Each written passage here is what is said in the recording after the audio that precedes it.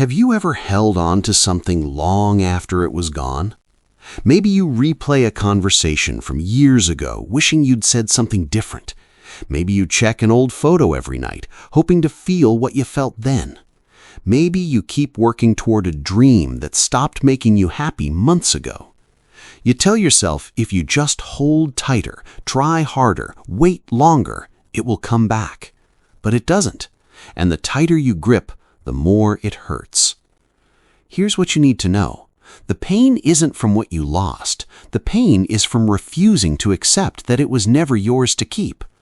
This is the story of one man who learned this truth in 30 days, and how that single realization set him free forever. It's not your fault that you cling. Every human being does this. We attach ourselves to people, to outcomes, to versions of ourselves that no longer exist. We believe if we can just control the ending, we can avoid the pain. But life doesn't work that way, and that constant gripping of memories, of expectations, of what should have been, it exhausts your soul. You wake up tired, you move through your day carrying invisible weight. You smile for others while inside something feels broken. You're not broken, you're just holding too much. But what if I told you there's another way? Not about getting back what you lost, but about discovering freedom in the letting go. This is the story of Arjun, a 34-year-old graphic designer from Bangalore. He had built a small design studio that once employed 7 people. He had a wife who loved his ambition. He had plans, so many plans. But in 18 months, everything collapsed. Clients left, his wife walked out, his savings disappeared. And Arjun? He sat alone in his empty apartment, surrounded by things that meant nothing, haunted by memories he couldn't release. Little did Arjun know, everything was about to change when he met an old gardener who would teach him the most difficult lesson of his life. Arjun's apartment sat on the 7th floor of a building with flickering hallway lights. The walls were still painted the warm terracotta color his wife had chosen. Her coffee mug remained in the cupboard, her books lined the shelf. He hadn't moved a single thing in 9 months. Every morning at 6:17 a.m., his phone alarm would ring. He'd silence it, lie still, count the cracks in the ceiling he knew by heart. Then he'd force himself up, shower in water that never got fully hot, and sit at his desk staring at a blank screen. His laptop held 53 unread client emails, mostly cancellations or complaints. He'd open them sometimes, reread the words, "We're going in a different direction," and feel his chest tighten like a fist. He was 34 years old and he felt ancient. His reflection in the bathroom mirror showed dark circles, untrimmed beard, shoulders permanently slumped forward as if carrying a backpack of stones. He survived on instant noodles and delivery food he barely tasted. Some nights he'd drive to the neighborhood where his wife now lived with her new partner. He'd park down the street and just sit there, engine off, watching her apartment window until the light went out. He told himself he was processing grief, but really he was refusing to accept reality. He'd tried therapy twice, quit after 3 sessions each time. He'd downloaded meditation apps, deleted them when they asked him to observe thoughts without attachment. How could he observe without attachment when every thought was a memory of her laugh, their first apartment, the business plan they'd written together on a rainy Sunday? He'd even tried dating again, went on 2 coffee dates, spent both hours comparing the women to his ex-wife, finding them lacking. He wasn't healing, he was preserving his pain like a museum exhibit. One Tuesday evening, he found himself standing on his balcony, gripping the railing, watching the city lights blur through tears. The thought came quietly. What if I just let go of the railing? Not to jump, but to feel what it would be like to release his grip on anything. In that moment, Arjun realized he was more afraid of living without his suffering than he was of the suffering itself. He was at rock bottom, and rock bottom, as he would soon learn, is the only place where you can finally put down what you've been carrying. The next morning, Arjun forced himself to leave his apartment. He walked to a small park 3 blocks away, a place he had avoided because he and his wife used to feed pigeons there on Sundays. The park was nearly empty at 7:30 a.m. Only an old man in a faded white shirt was tending to rose bushes near the entrance. His hands moved slowly, deliberately, pruning dead flowers with small silver shears. Arjun sat on a green bench facing away from the roses. He didn't want to see beauty. Beauty felt like a betrayal. But after 20 minutes of staring at cracked pavement, he turned. The old man was now sitting beside him, wiping his brow with a cloth. He didn't speak at first, just sat in a comfortable silence that felt strange to Arjun, who was used to filling every quiet moment with noise or memory. Finally, the old man said softly, "You carry heavy things." Not a question, a statement. Arjun almost walked away, but something in the man's calm presence held him there. "Everyone carries heavy things," Arjun replied. The gardener nodded. "Yes, but most people pick up new weights while still holding the old ones.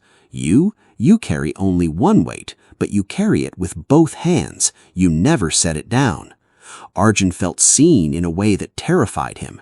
He started talking about the business failure, the divorce, the 9 months of paralysis. The gardener listened without interrupting. When Arjun finished, tears drying on his cheeks, the gardener pointed to a rosebush nearby. "See those flowers? Beautiful, yes? Full of color. People come, take photos, say how perfect they are." He paused, then snipped 3 perfect red roses with one quick motion. Arjun gasped. "Why did you do that? They were perfect." The gardener held the cut roses in his palm. "Because tomorrow they would be less perfect. In 3 days they would wilt. In 1 week they would be brown and dry. But you wanted me to wait until they were ugly before removing them. No, I honor their beauty by accepting their impermanence." He dropped the roses into a small bucket. Nothing lasts forever, not roses, not businesses, not marriages, not even pain. But you suffer twice, first when the thing changes, second when you refuse to accept the change. Arjun was stunned. This wasn't positive thinking. It wasn't everything happens for a reason. It was something harder, something truer. The gardener explained simply, "Ancient wisdom teaches that suffering comes not from loss itself, but from attachment to what cannot stay. You think letting go means forgetting her. No, letting go means accepting she is no longer your wife. You think releasing your business means admitting failure. No, it means accepting that chapter closed. Freedom isn't found in holding tight. Freedom is found in open hands."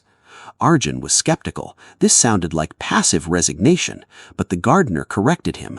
Acceptance is not passivity, it is clarity. When you stop fighting reality, you finally have energy to build something new. Before leaving, the gardener gave Arjun one challenge. For 30 days, practice letting go of one small thing each day. Not big things yet. Start small. A memory you replay. An object you keep for the wrong reasons, a thought you cling to. Just 30 days. See what happens. Arjun almost refused, but that night, staring at his wife's coffee mug for the 900th time, he felt a flicker, not of hope, but of curiosity. What if he tried, just once? The next morning, day 1 began. Day 1 was the coffee mug.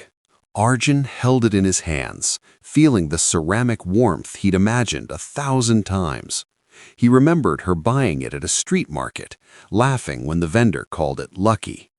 He'd kept it washed, ready, as if she might return any moment and need her morning tea.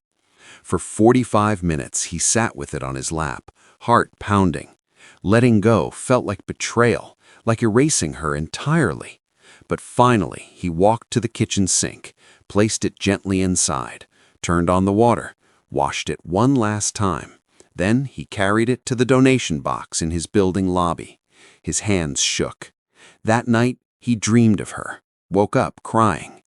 Day 1 felt like failure. Day 3, he deleted her contact from his phone. Not the photos yet, too big, just the contact. Her name disappeared from his screen. Simple action, massive emotional earthquake. He almost re-downloaded her number from his cloud backup. didn't. Day 7 brought the real test. His sister called, excited about her engagement party. "Bring someone," she said. Old Arjun would have made excuses. New Arjun said yes. But that night, panic set in. Who would he bring? Who would he talk to? What if he saw couples and broke down? He almost texted his sister to cancel. Instead, he sat with the discomfort, breathed through it, went alone, stood awkwardly at first near the buffet table. Then an old college friend approached. They talked for 20 minutes about nothing important. Arjun didn't mention his divorce once, and for those 20 minutes, he felt almost normal, almost free. Day 12, he tackled the bookshelf. Her books, 37 of them. He'd kept them arranged exactly as she'd left them. That afternoon, he removed each one slowly, read the inscriptions she'd written in some, smelled the pages, still carrying her perfume faintly. He cried 3 times, but he didn't stop. By evening, all 37 books sat in a cardboard box destined for the community library. His hands were empty. His shelf was half empty. His chest felt lighter. Day 15 almost broke him. Rain fell hard that Tuesday, the same kind of rain that fell the night he proposed to her 5 years earlier. Memory flooded him. The restaurant window, her hands wrapped around a warm mug, saying yes through tears. He drove to that restaurant without thinking, sat in his car across the street for an hour, watching couples enter.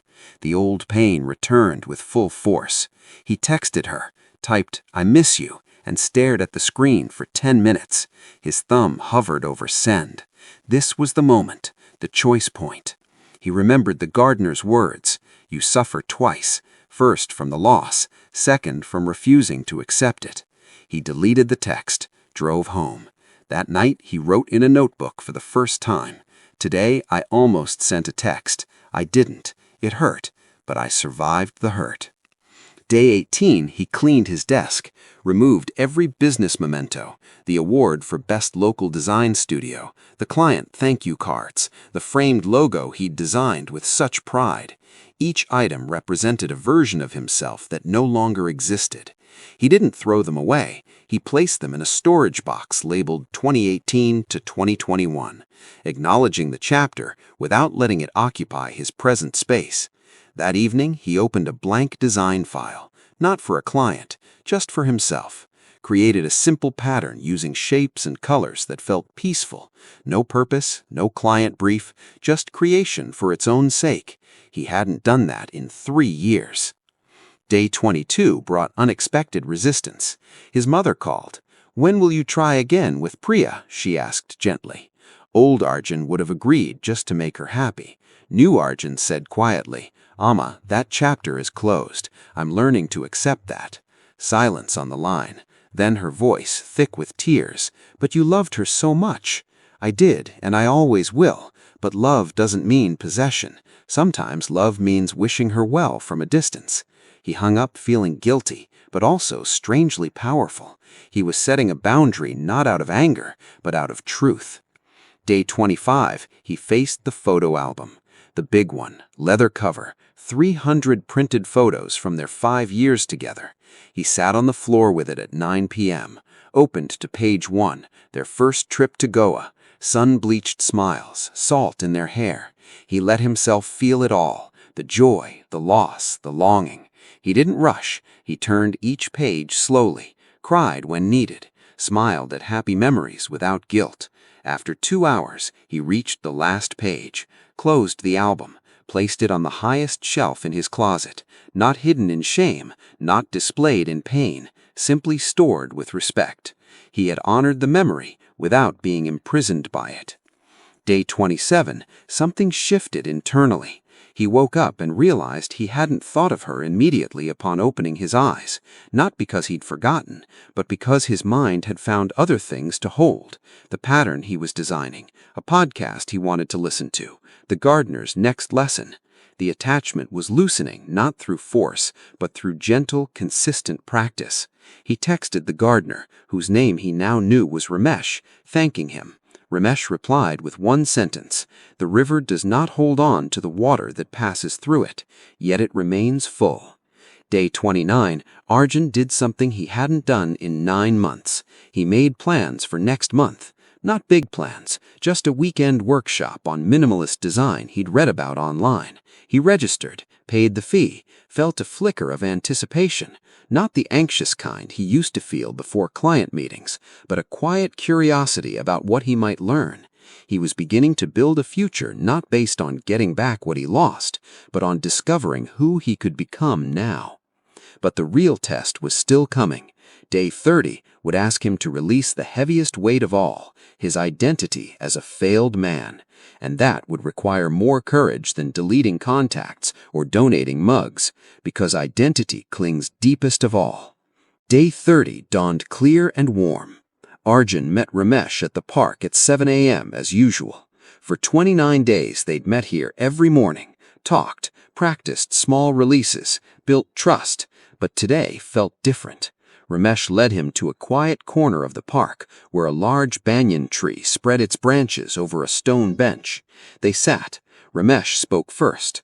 For 29 days, you have released objects, memories, habits, but you still carry one weight heavier than all the rest. Arjun knew what was coming. You still believe you are a failure, that your business collapse defines you, that your marriage means you are unlovable, that these events are permanent stains on your soul. Arjun's throat tightened. He wanted to argue, to explain how objectively true these things were, but he stayed silent. Ramesh continued gently. Today's practice is not to release an object, it is to release a story. The story that says, I am a man who failed. What if that story is not true? What if you are simply a man who experienced business difficulties, who went through a marriage that ended? These are events that happened to you. They are not who you are. Arjun shook his head. But everyone sees me that way. My former clients, my family, even my reflection. Ramesh placed a hand on his shoulder. Then let them see what they see. Your freedom depends not on their perception. Your freedom depends only on your willingness to stop defining yourself by what has passed. He paused, let the words settle. Nothing lasts forever. Not success, not failure, not pain, including the identity of failed man. That identity served you once. It helped you process loss, but now it imprisons you. Today you release it. Arjun sat in silence for 10 minutes, breathing, fighting the urge to defend his pain. Then something shifted, not dramatically, but quietly, like a lock turning deep inside him. He whispered, I am not my failures. Ramesh nodded. Say it again, louder. I am not my failures. Again, I am not my failures. The words hung in the morning air, and in that moment, something broke open inside Arjun, not painfully, but like ice melting in spring sun. He began to cry, but these were different tears, not tears of grief, tears of release, of recognition. He saw clearly for the first time he had been clinging to his identity as a suffering man because it was familiar, because it required no risk, because as long as he was the man who lost everything, he didn't have to face the terrifying possibility of building something new. But now he was just Arjun, not successful Arjun, not failed Arjun, just Arjun. A man who had experienced joy and loss, who loved and been hurt, who had built and lost, and who was still here, still breathing, still capable of beginning again. By afternoon, he felt lighter than he had in years, not because his circumstances had changed. He still lived in the same apartment, still had the same bank balance, but his relationship to his life had transformed. He opened his laptop and wrote 3 sentences in a new document. I design with simplicity. I create with purpose. I build without attachment to outcome. He didn't know what he would build next, and for the first time, that uncertainty felt not as fear, but as possibility. 6 months later, Arjun sits in a sunlit studio apartment 1 floor above his old place. The walls are painted soft white now.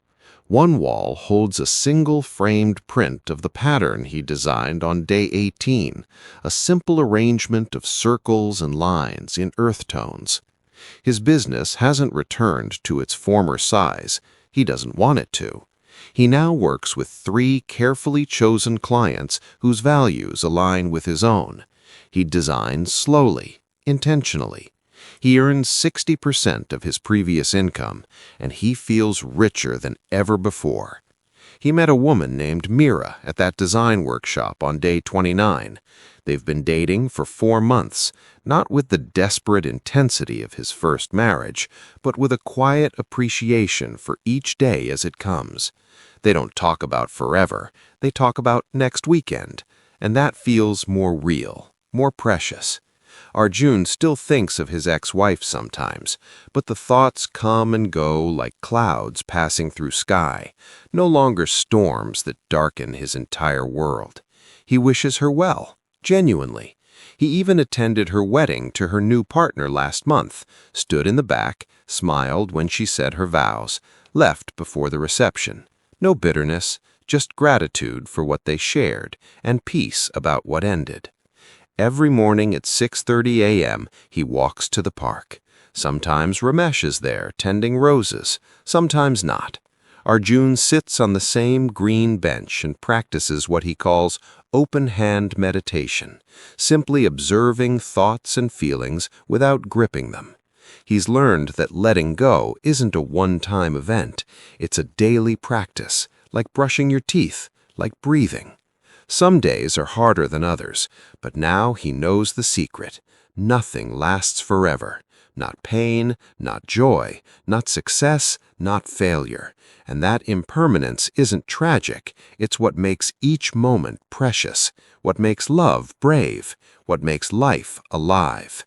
He recently started a small Instagram account where he shares simple reflections on impermanence and design. Only 800 followers, but last week a message came from a young man in Mumbai. "I lost my job 3 months ago. I couldn't get out of bed. Your post about day 15 gave me courage to delete my ex's number today. Thank you." Arjun cried reading that message, not from sadness, from connection, from understanding, that his suffering had not been wasted, that by walking through his own darkness with awareness, he had learned to carry a small light, and now he could share that light with others walking their own dark paths. His transformation wasn't about getting back what he lost. It was about discovering who he could become when he finally opened his hands. Now, here's what this means for you.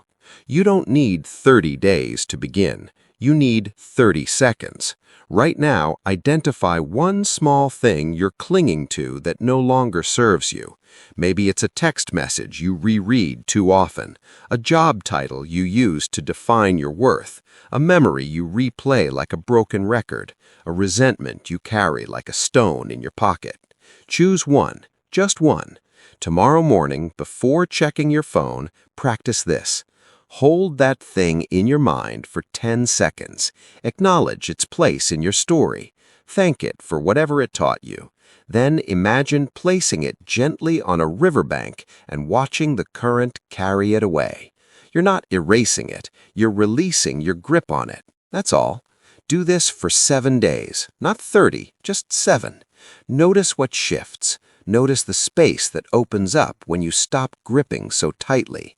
Your failures aren't the end of your story. They're chapters that taught you something essential. Your losses aren't proof you're broken. They're reminders that you loved deeply, tried boldly, lived fully. The pain you feel right now, it will not last forever. Nothing does. And that is not sad news. That is the most liberating truth you will ever learn. Because if pain is temporary, then so is this moment of struggle. And on the other side waits not a perfect life free from loss, that doesn't exist, but a life lived with open hands. A life where you can hold things lightly, love deeply, and release gracefully when the time comes. Your story isn't over. The chapter you're in right now, the painful one, the confusing one, the lonely one, it's preparing you for a wisdom you cannot yet imagine. But you must be willing to release your grip on how you thought life should look. Freedom isn't found in getting everything you want. Freedom is found in wanting nothing so desperately that its absence destroys you. Start small. Release one thing tomorrow, then another the next day. Watch what grows in the space you create. Stay for more stories that might change your perspective. And remember, nothing lasts forever, and that's why you're free.